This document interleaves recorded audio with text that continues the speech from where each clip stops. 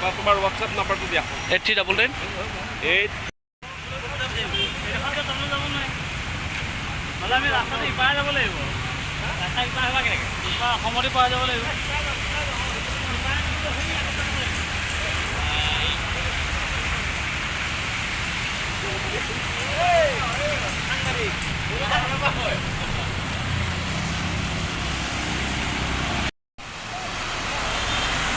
হয় এখন কাৰ্বি আলং মানে মাতি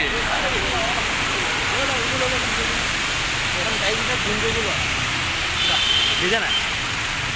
অঁ এই ধৰণে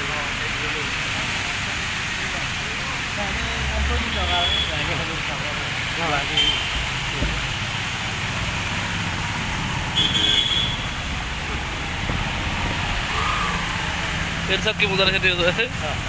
অঁ দিলা বেছি চলাই নিবা নহ'লে মানুহ গাড়ীখন লোৱা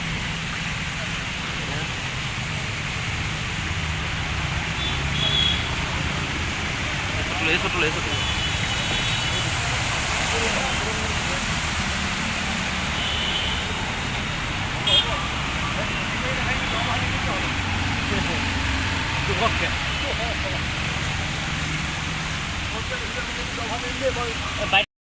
লখিমপুৰৰ পৰা গুৱাহাটী ফুৰিবলৈ আহি আজি এই অৱস্থা খেতি বুৰি আহিছে হয় আমি লখিমপুৰৰ পৰা গুৱাহাটীলৈ আহিছিলোঁ ফুৰিবলৈ এতিয়া কথা হ'ল কি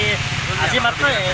15 মিনিট এটা সাধাৰণ বৰষুণ সেই বৰষুণ জাগতে আপুনি দেখিছে নিশ্চয় ইতিমধ্যে যি কৃত্ৰিম বানৰ সমস্যাৰ সৃষ্টি হৈছে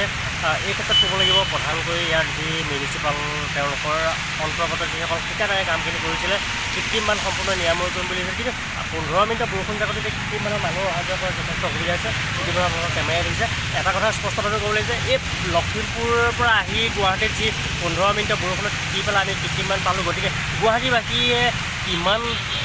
যান্ত্ৰণাত তেওঁলোকে জীৱিকা নিৰ্বাহ কৰিছে জীৱন নিৰ্বাহ কৰিছে সেইটো সঁচাকৈ মানিব লাগিব গতিকে মুখ্যমন্ত্ৰী মহোদয় আমি আপোনাক এটাই অনুৰোধ কৰোঁ পাৰিলে কৃত্ৰিম বানটোৰ কাৰণে অকণমান আপুনি ভাবক আৰু কৃত্ৰিম বানটো যিমান পাৰে সোনকালে নিৰাময় কৰিবলৈ চেষ্টা কৰক ধন্যবাদ